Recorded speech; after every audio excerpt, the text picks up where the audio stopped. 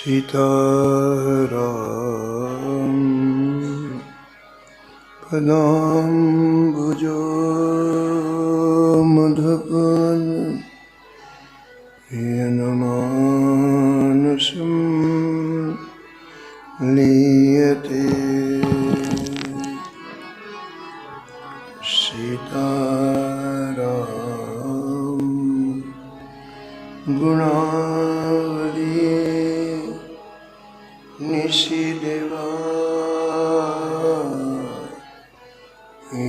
जीवया पीयते सीताराम विचित्र रूप मनीषं यस्यक्षुषो भूषणम् सीताराम सुनाम धाम निरतं तं सद्गुरुं संभजे।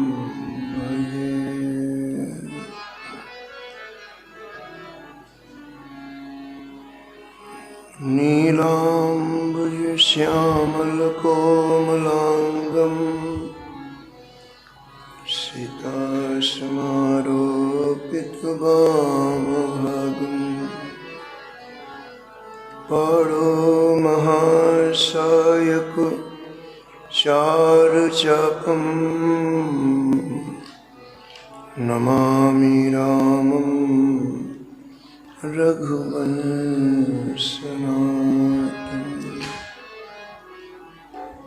यत्र यत्र रघुनाथ कीर्तनं तत्र तत्र कृतमस्तकाञ्जलिं वाष्पवारि परिपूर्णलोचनं मारुतिं नमत राक्षसान्तकम्।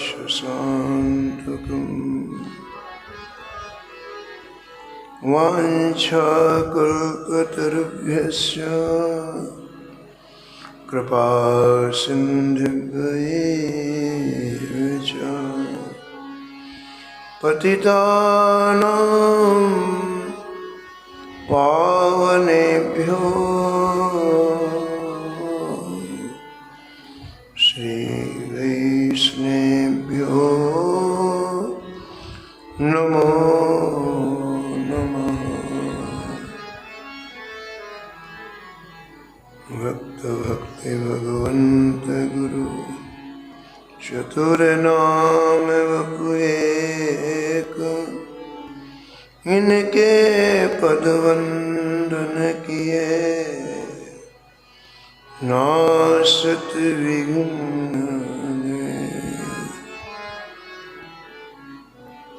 हरिजु आय विराजिए कथा सुनो इतिहास, तुम श्रोता या मागे तुम पद रज ममा। तुम पीछे जो रहे श्रोता है रस खान, तिनके सकल मनोरथ पूरवहु श्री भगवान।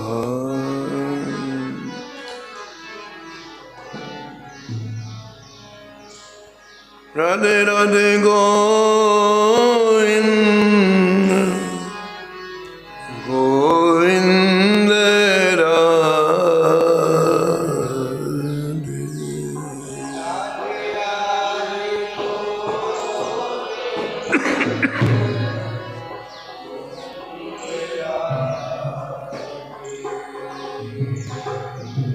राधे राधे गोविंद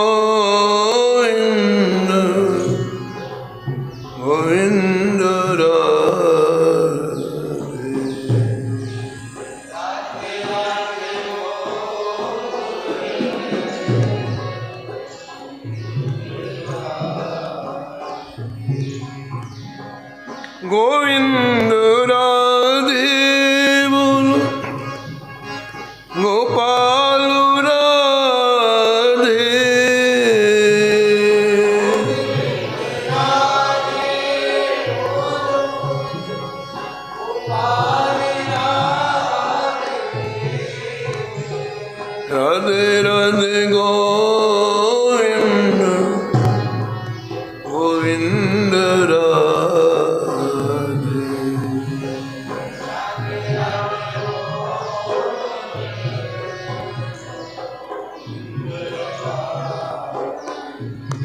हे राधे राधे गोविंद गोविंद राधे।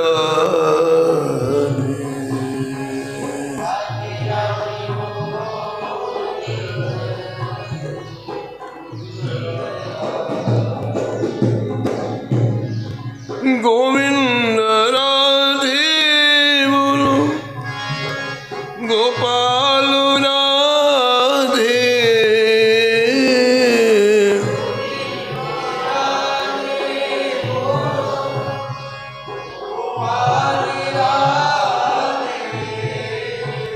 हे राधे राधे गोविंद गोविंद राधे।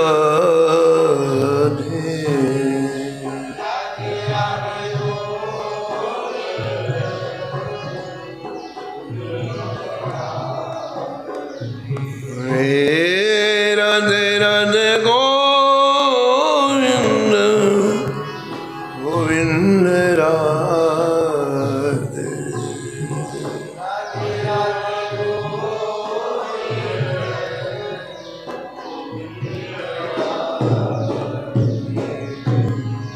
गोविंद राधे बोलो गोपाल राधे।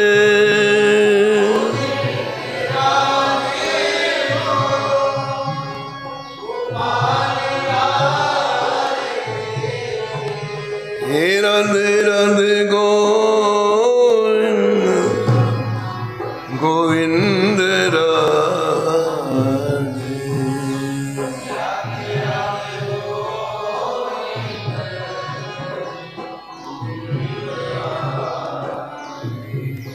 हे राधे राधे गोविंद गोविंद राधे।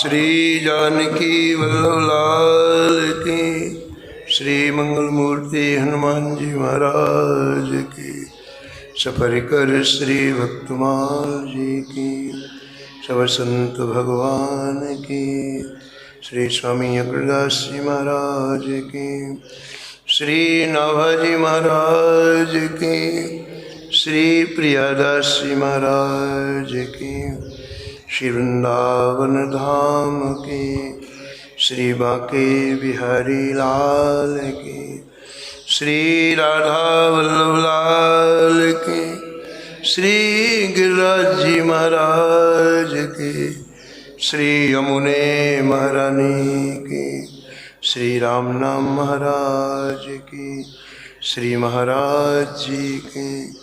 जय जय श्री राम।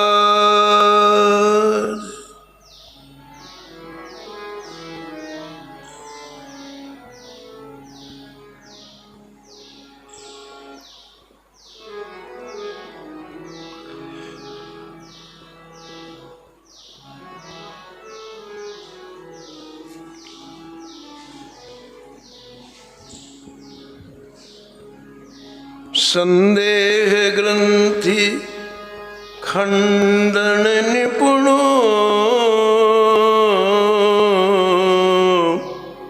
वाणी विमलो रैदास।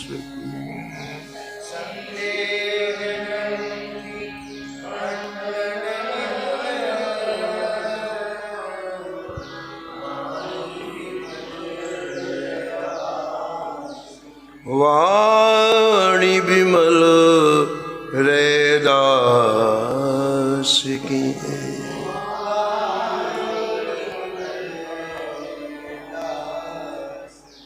सदाचार श्रुति शास्त्र वचन अविरुद्ध उचार्यो,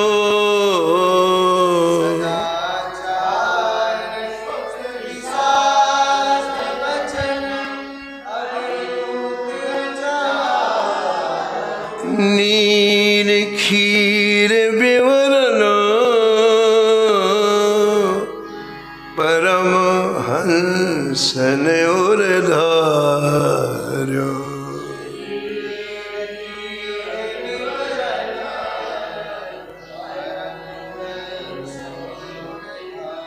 भगवत कृपा प्रसाद परम गति यह तन पाई।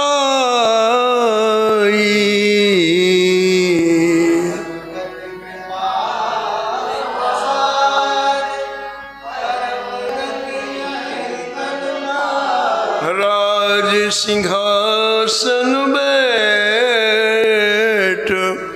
ज्ञात पर धीत दिखाई।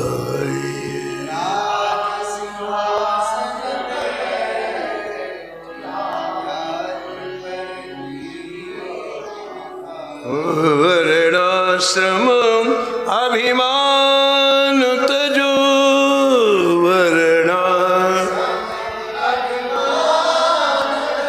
पद रजबन नहीं जास की।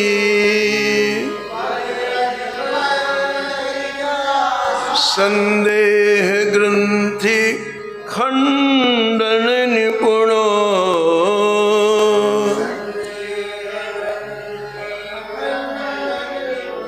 वाणी विमल रैदास की।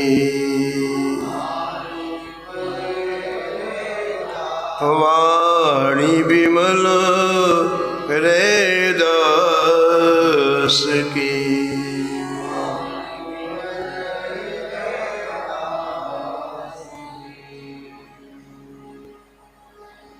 प्रातः स्मरणीय परम वंदनीय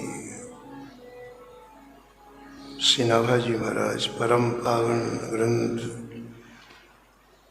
श्री भक्तमाल में भक्तों के दिव्य चरित्रों का वर्णन किया है।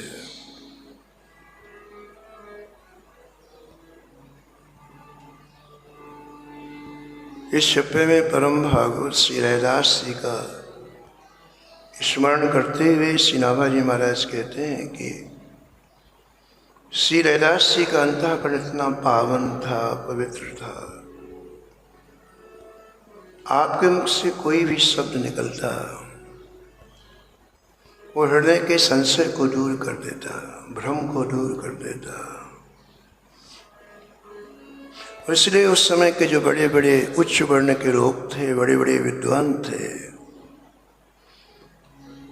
उन्हें एहसास हुआ कि श्री रैदास जी के जीवन में जो कुछ है वो हमें प्राप्त नहीं हुआ। इसलिए रैदास जी की चरण रस को अपने माथे में लगाया। पदरज बंध ही जासु की और भगवत प्राप्ति की।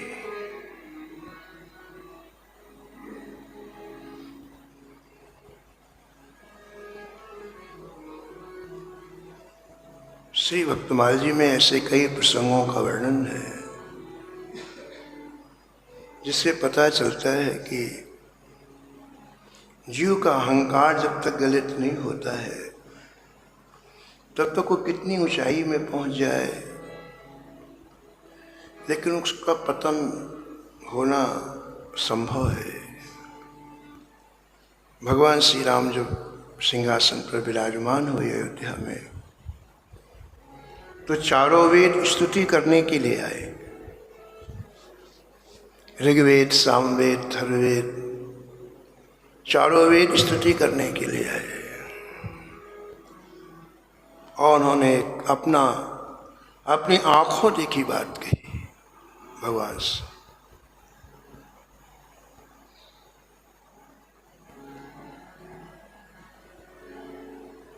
जे ज्ञान मान विमत्तु, जे ज्ञान मान भव हरणि भक्ति न आदरी,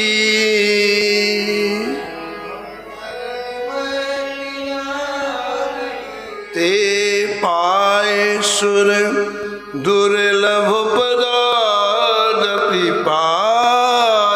सुर परत हम देखत हरि, परत हम देखत हरि। फिर कहते हैं, हे हरि, अपने पुरुषार्थ के बल पर, अपने कौशल के बल पर बड़ी ऊंचाइयों में जो लोग पहुंच गए उनको हमने देखा, लेकिन उन्होंने आपके चरण कमलों की भक्ति नहीं की। भक्ति न आदरी, तो देवताओं से भी दुर्लभ पद में पहुंचने के बाद उन्हें हमने कीड़ा मकोड़ा बनते हुए देखा।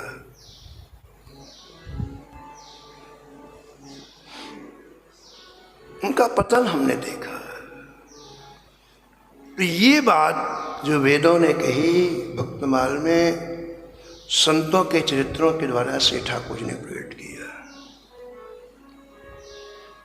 अच्छे वर्ण में उत्पन्न हो जाना, विद्याएं प्राप्त कर लेना, बहुत बड़ा यश प्राप्त कर लेना, इससे समाधान प्राप्त नहीं होता है। समाधान तो प्राप्त तभी होता है जब जीव के हृदय का अहंकार गलित होता है। ये बात कई जगह भक्तमाल में आई है। अब देखिए, कल आपने सुना कि झाली रानी जो चित्तौड़ की रहने वाली थी, उनके हृदय में एक बात आई कि 50 वर्ष का जीवन निकल गया, लेकिन जीवन में जो सुकून मिलना चाहिए वो प्राप्त नहीं हो रहा है। तो उस सुकून को खोजने के लिए वो काशी आई, और काशी में जो वहाँ के तीर्थ पुरोहित थे, जिन्हें हम लोग पंडे कहते हैं, उनसे कहा कि मैं कोई यहाँ यज्ञ कराने नहीं आई हूँ, कोई संतों का भोज भंडारा करने नहीं आई हूँ, मैं एक अपने निजी कार्य से आई हूँ। और मेरा निजी कार्य है कि मेरे हृदय को में जो अभाव है वो अभाव दूर हो जाए, तो मैं संतों का दर्शन करना चाहती हूँ। काशी के जितने संत हैं मैं सभी संतों का दर्शन करना चाहती हूँ। और मेरे हृदय में जब अनुभूति हो जाएगी, मैं जो चाहती हूँ जिस संत के दर्शन से वो प्राप्त हो जाएगा, तो मैं उनसे दीक्षा ले लूँगी, उनको गुरु के रूप में वर्ण कर लूँगी। तुम्हारी दृष्टि में संत हैं यहाँ पर? तो उन तीर्थ पुरोहितों ने कहा बहुत संत हैं काशी में। तो झाली रानी ने कहा कि ठीक है, फिर आप प्रातःकाल आओ और मुझे रोज 10 संतों से मिलाओ। अब महाराज 1, 2, 3, 4, 5, 6, 7 ऐसे प्रतिदिन प्रातःकाल झाड़ी रानी पालकी में बैठ के जाती। भरपूर जो संतों से मिलने की प्रक्रिया है, फल फूल लेके जाती, वस्त्र लेके जाती, भेंट लेके जाती, बड़े आदर पूर्वक उनको नमन करती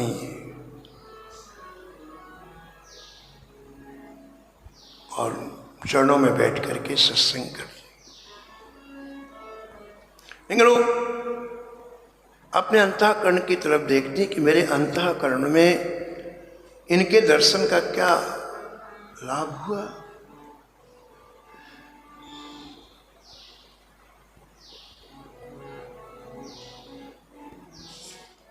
लेकिन जब देखते कि अंतःकरण में कोई लाभ नहीं हुआ जैसा मैं चाहती थी, तो प्रणाम करके वापस आ जाते।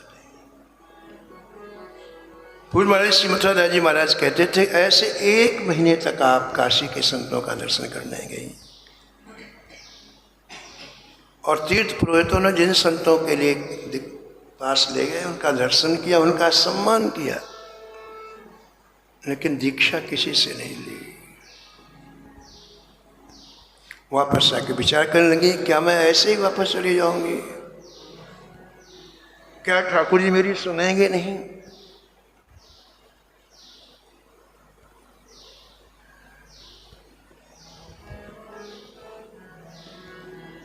पूरी रात झाली रानी सोई नहीं। प्रातः काल हुआ तो तीर्थ पुरोहित फिर आ गए।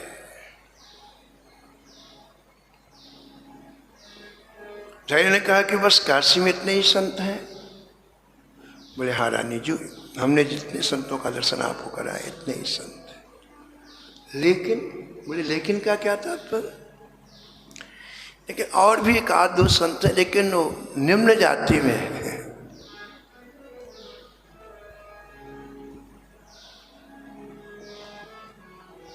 झालीलाल ने कहा महाराज, मैंने ये थोड़ी कहा कि आप उच्च वर्ण की जाति, मैंने तो केवल कहा कि संत का दर्शन कराइए।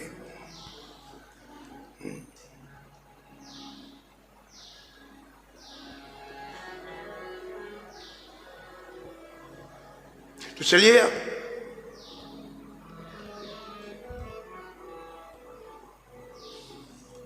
महाराज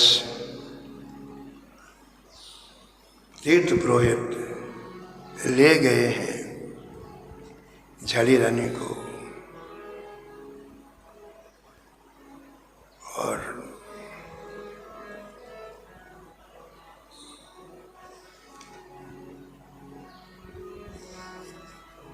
रैदास की कुटिया के आगे थोड़ी दूर पर पालकी रोक के पैदल जाती थी रानी।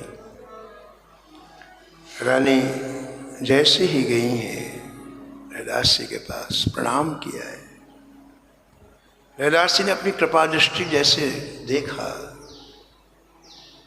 न कोई बात हुई न कोई चीत हुई। रानी का हृदय कमल खिल गए। प्यादास लिखते हैं, बसत चित्तौड़ माज रानी एक झाली नाम, बसत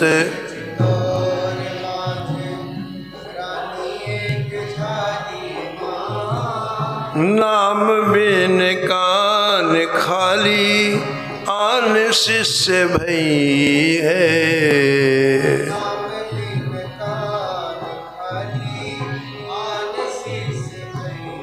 जय जय नाम बिन कान खाली आन शिष्य भई है।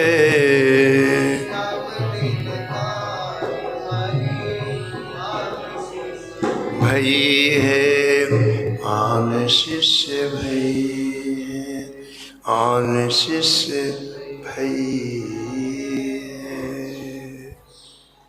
हृदय कमल खिल गया। कोई बातचीत नहीं। महापुरुषों की भाषा ही अलग होती है। पूज राधा बाबा एक बार गिरिराज जी आए पूज पंडित जी से दर्शन करने के लिए, और पूज पंडित जी का राधा बाबा के प्रति बड़ा दिव्य भाव, बड़ा ही दिव्य भाव। एक पत्रावली नामक एक ग्रंथ निकला है जिसमें राधा बाबा का कितना दिव्य भाव पंडित जी के प्रति है और पंडित जी का कितना दिव्य भाव राधा बाबा के प्रति है। तो एक बार गोरखपुर से राधा बाबा जी चल करके गिरिराज जी आए, कार से आए और पंडित जी के पास गए। बड़े आदरपूर्वक पंडित जी ने आसन बिछाया, आप बैठ गए। पंडित जी सामने बैठ गए। 1 घंटे दोनों बैठे रहे, कोई बातचीत नहीं, एक शब्द भी नहीं, एक बात नहीं। और 1 घंटे बाद राधा बाबा कार में बैठे वापस गोरखपुर आ गए। कैसी विचित्र बात, कौन सी भाषा है इनकी बात करने की, बताओ आप। तो झाली रानी सामने बैठी रैदास जी के, रैदास जी ने केवल आंख उठा के देखा, सब कुछ मिल गया। झाली रानी हृदय कमल खिल गया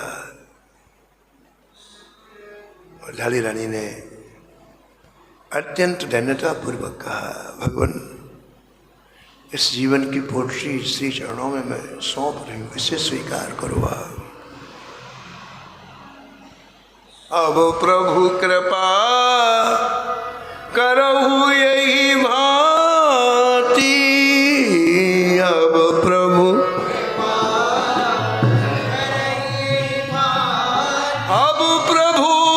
कृपा करहु यही भांति,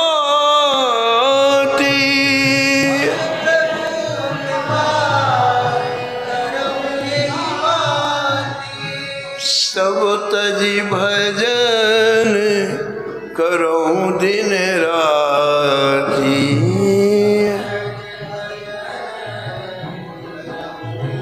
गुरु का वर्ण ही इसलिए किया जाता है कि भजन हो। सृष्टि की सारी चीजें प्रारब्ध से मिलती हैं, धन है, मान है, प्रतिष्ठा है, संतति है, संपत्ति, सब प्रारब्ध में होगा तो मिलेंगे, और नहीं होंगी तो कुछ भी करो नहीं मिलने वाला है। लेकिन भजन गुरु कृपा से मिलता है, संत कृपा से मिलता है। तो गुरु का वर्णन ही इसलिए किया जाता है कि हमें भजन करना है। झाड़ीलाल ने कहा, जय जय, मेरा जो जीवन निकल गया निकल गया, लेकिन जो शेष जीवन है वो भजन में आरूढ़ हो जाए, भजन में लगे। भगवान अभी तक जितने संबंध थे उन संबंधों ने मुझे वही सिखाया जिससे मैं नरकों की यात्रा करूं। संसार के कोई संबंध नहीं सिखाते कि भजन करो, सब यही सिखाते हैं, इसी में लगे रहो, मरो, फिर पैदा हो, फिर इसी में आओ। गोस्वामी जी ने व्यंग्य किया है,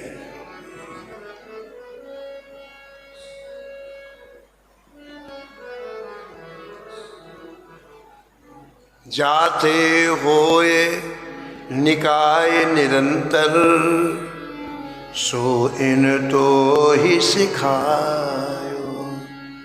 व्यंग किया गोस्वामी जी ने कि संसार के माता पिता भाई बंधु ने वही सिखाया है जिससे निरंतर नरक हो। निकाय माने नरक। जाते होए निकाय निरंतर, सो इन तो ही सिखा। शरीर से ऊपर नहीं उठने दिया, बस शरीर के संबंधी व्यवहार में फंसे रहो, लगे रहो। शरीर को आत्मा मान लो, शरीर को भगवान मान लो, मरो फिर शरीर धारण करो, फिर मरो, यही सिखाया इन्होंने। तू हित हो कटे भव बंधन, तू हित सोइन तो ही न बतायो, सोइन। लेकिन ये आवागमन समाप्त हो जाए, 84 लाख योनियों से मुक्ति मिल जाए, ये कोई माता पिता नहीं बताते, कोई भाई बंधु नहीं बताते। तेरा बंधन कट जाए कोई नहीं बताता है। झाड़ीलाल ने कहा, जय जय,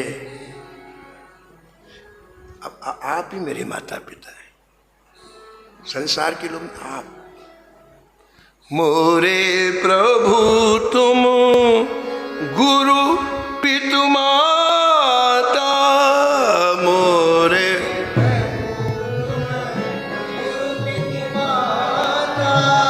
मोरे प्रभु तुम गुरु पितु माता, मोरे जाऊं कहाँ तज पद जल जाता,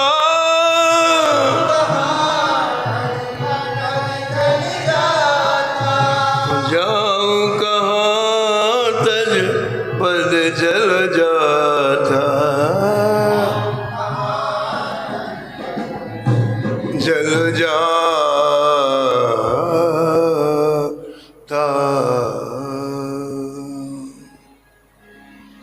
रैदास जी ने समझाया, कहा देखो भाई, काशी में एक से बड़े बड़े महात्मा हैं, आप उनके पास जाओ, आप हमसे दीक्षा लेंगी तो आपकी अपकीर्ति होगी संसार में। हम निम्न जाति के हैं, इसलिए यहाँ बड़े उच्च कुल में उत्पन्न महात्मा रहते हैं। आप वहाँ जाओ और उनसे दीक्षा लो।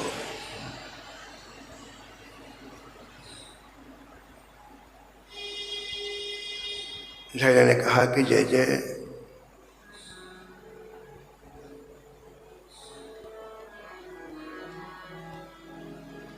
मन जहां मान जाए वही महापुरुष है। सारा खेल मन का है। लाखों लोग हैं, हजारों लोग हैं, लेकिन जहां मन को सुकून मिले, मन को अनुकूलता मिले।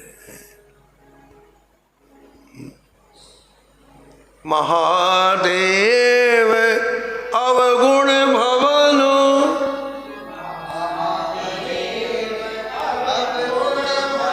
विष्णु सकल गुण धाम,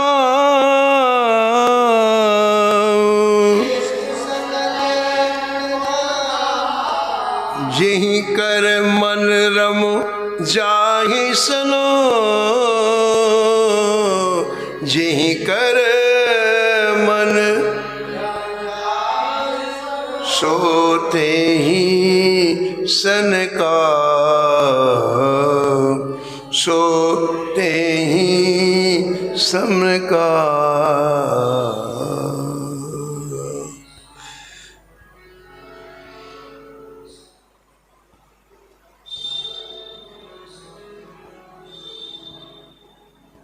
मन राम जाए, भले उसमें कितने अवगुण हो। इसलिए जय जय, मैंने मन से स्वीकार कर लिया है और मेरे ऊपर आप कृपा करो, अनुग्रह करो। रानी की श्रद्धा देख करके रैदास जी ने दीक्षा दी, भगवान नाम सुनाया, दीक्षा दी। और भक्तमालकार कहते हैं कि महाराज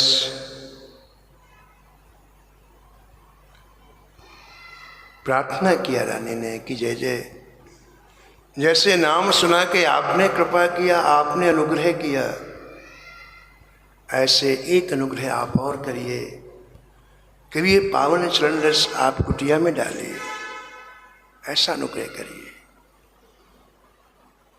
रस निकट ठीक है, कभी जब इच्छा होगी तो आएंगे। बड़ी प्रसन्नतापूर्वक झाड़ी रानी वापस गई, हृदय बड़ा प्रसन्न है। और वहां जाते झाड़ी रानी ने अब पूरा समय सत्कर्म में व्यतीत करना प्रारंभ किया। पता चल गया ना कि हमारे जीवन का इतना समय शेष है और हमने बहुत बड़ी भूल की जो हमने सत्कर्म नहीं किए। हमारे वृंदावन के पूज्य प्रेमानंद जी कहते हैं कि जब डॉक्टरों ने कह दिया कि केवल 4 वर्ष का ही जीवन है, तो हृदय को लगा कि अरे सब तरफ से मन को खींचो, चित्त को खींचो, वहीं 4 वर्षों में क्या कर सकते हैं अपन। तो फिर सब तरफ से चित्त को खींच के, पर एक ही बात आई, रोना। बस ना कोई साधन ना कोई भजन, शिव जी के सामने बस 24 घंटे रोना।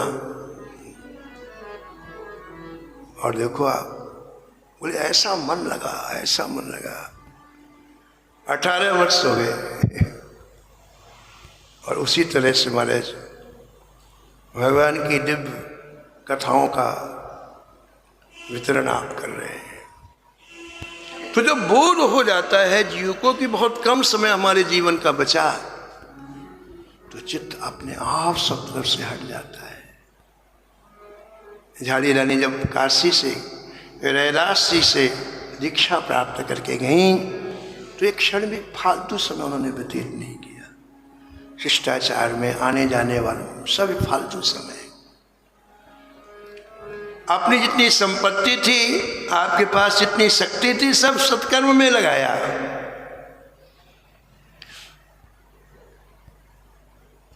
आपने एक बहुत बड़े यज्ञ का आयोजन किया।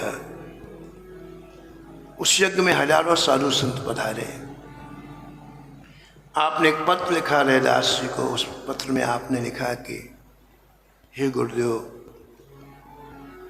मेरी बड़ी इच्छा है कि आपके चरण की धूली कुटिया में पड़े, तो इस दिव्य उस अवसर पर आप पधारें, कृपा करें, अनुग्रह करें। रैदास जी को उन शब्दों में दिव्य भावों का दर्शन हुआ और रैदास जी कुछ संतों के साथ काशी से चित्तौड़ की यात्रा की, ऐसा प्रियदास जी कहते हैं।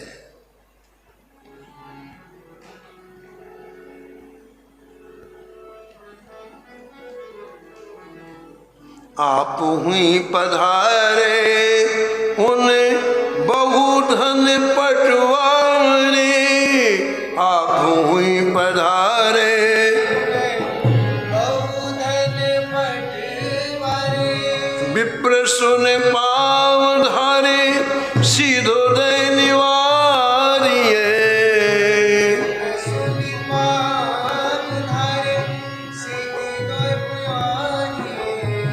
सीधोदय निवारिये, सीधोदय निवारिये।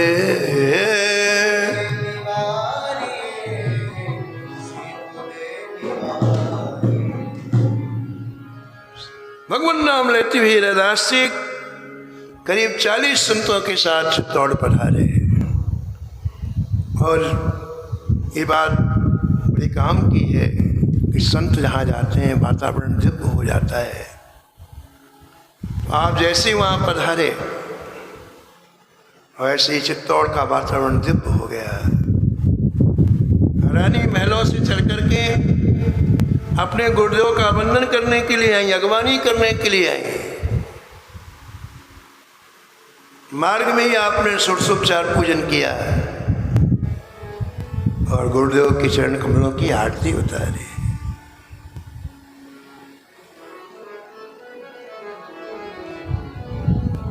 आरती की जय सद्गुरुवर की, करुणा सिंधु सरस सुंदर की।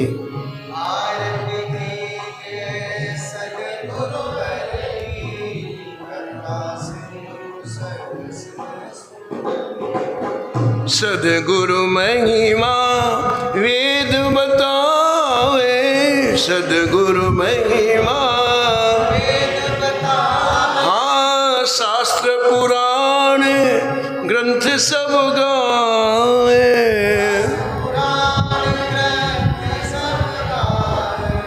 सिद्ध संत सब सुजन सुनावे, सिद्ध संत हाँ त्रिविध ताप हर अति सुख कर की।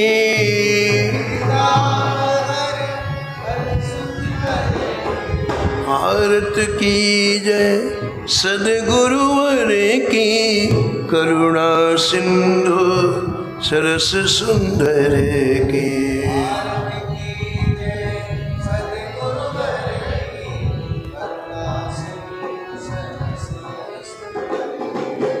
सद्गुरु ब्रह्मा विष्णु महेश्वर, सद्गुरु ब्रह्मा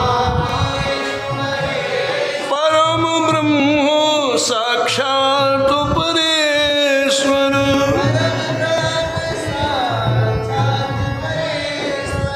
परमाचार्य सगुण सर्वेश्वर, परमाचार्य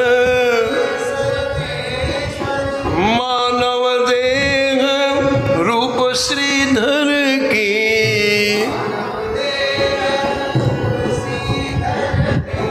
आरती की जय सद्गुरुवर की, करुणा सिंधु सरस सुंदर की।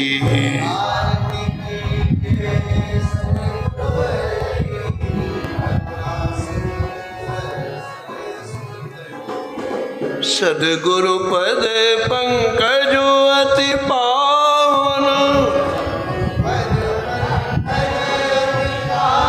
मानस मंदिर मोद बढ़ावन, लोक सुखद परलोक बसावन, लोक सुखद। जय श्री रमण प्रणत हित कर की, हाँ आरत की जय सदगुरुवर की, करुणा सिंधु सरस सुंदर की।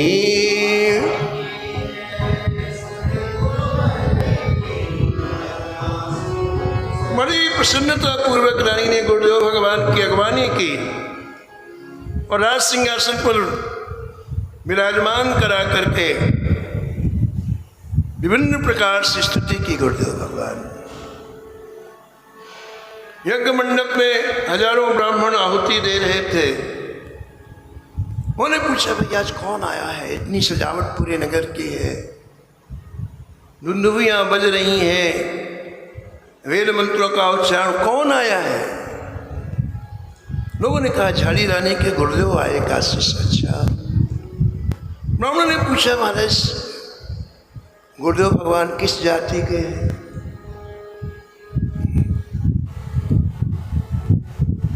किसी ने कह दिया चर्मकार जाति के। बस ब्राह्मण ने कहा चलो चलो भाई चलो, यज्ञ बंद करो, चलो अपने अपने। अनिष्ट हो गया।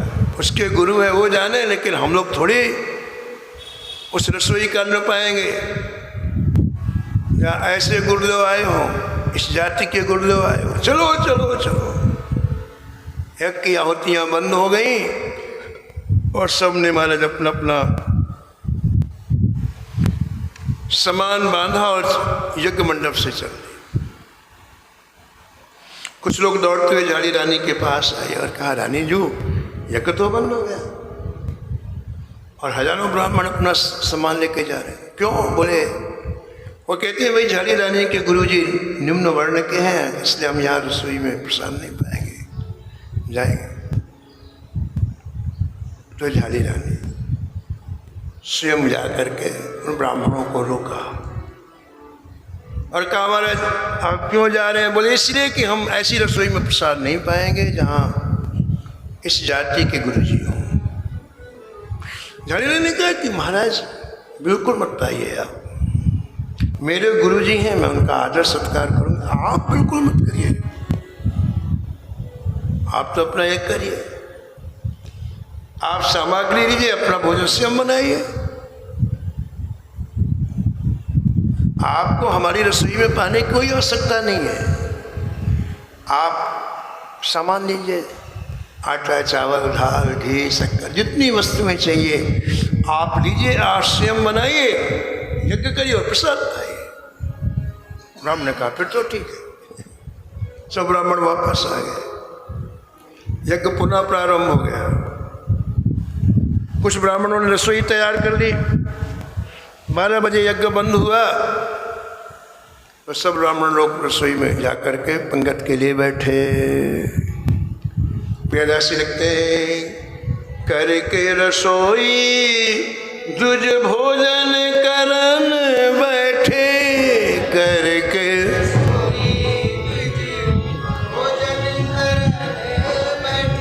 भोजन करन बैठे, भोजन करन बैठे।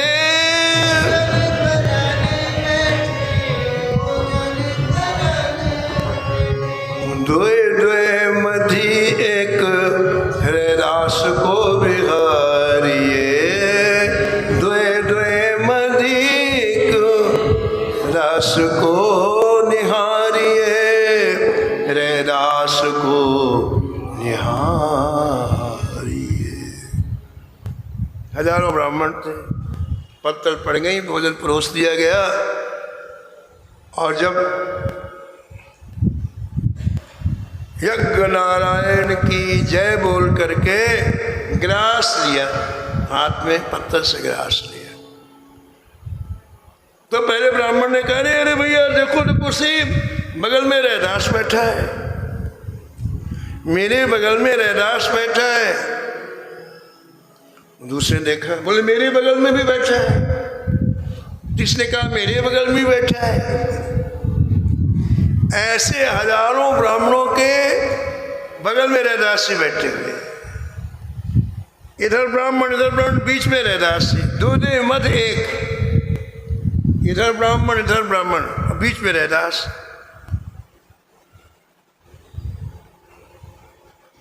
अब महाराज सबको लगा ये क्या भाई, ये क्या है। किसी की बुद्धि काम नहीं की।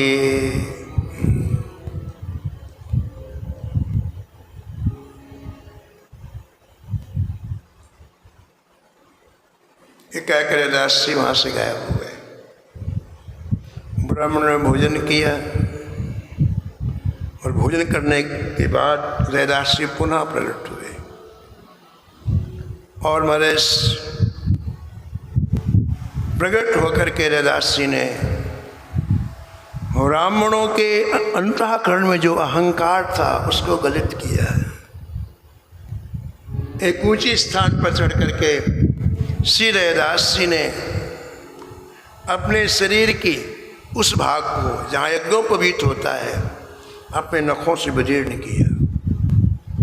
ऊपर से तो चमड़ी होती है, नीचे मांस होता है, तो नाखून से आपने इस तरह से शरीर के उस भाग को जहाँ जैसे यज्ञोपवीत पहना जाता है उसको आपने नाखून से अलग किया और अपने शरीर में स्वर्ण का यज्ञोपवीत दिखाया, स्वर्ण का जनेऊ दिखाया। और उन ब्राह्मणों से एक बात कही, कहा देखो भाई,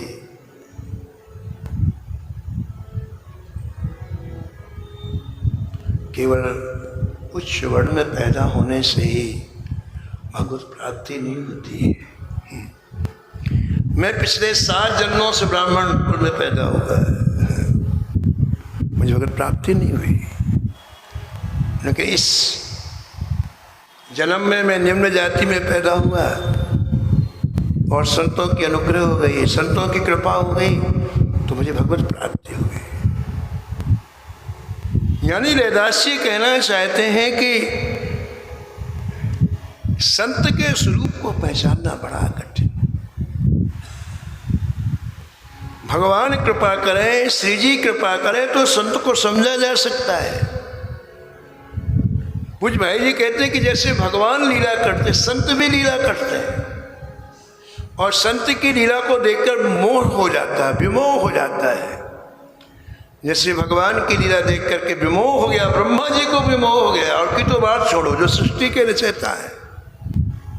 ऐसे संतों के पास, संतों के समीप में जाने से उनकी लीला को देखकर मोह हो जाता है। श्री जी कृपा करें, भगवान कृपा करें तो संतों को पहचाना जा सकता है।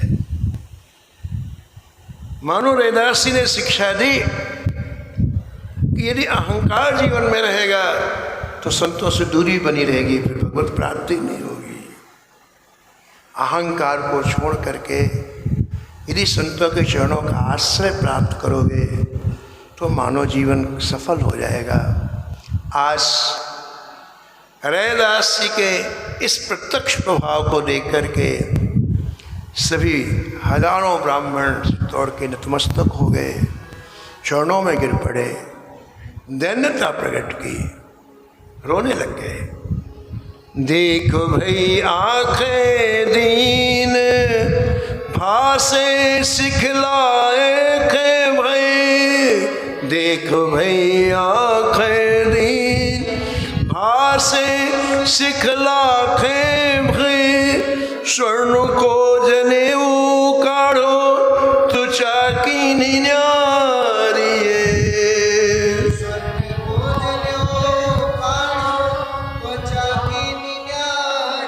तो चाकी निन्यारिये, तो चाकी निन्या।